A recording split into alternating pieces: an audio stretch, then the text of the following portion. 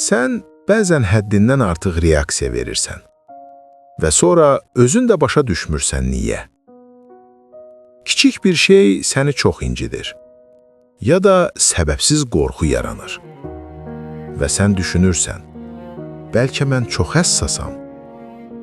Amma məsələ bu deyil. Bəzən sən indiki münasibətə yox, keçmişində yaşadıqlarına reaksiya verirsən. Keçmişdə aldadılmısansa, indi güvənmək çətin olur. Keçmişdə dəyər görməmisənsə, indi hər şeyə şübhə ilə baxırsan. Və fərqində olmadan, köhnə yaraları yeni insana yükləyirsən. Unutma, hər kəs sənin keçmişin deyil. Amma sən sağalmamısansa, keçmişin gələcəyini idarə edəcək. Psixoloq və münasibət üzrə mütəxəssis Kərim Kərimzadə.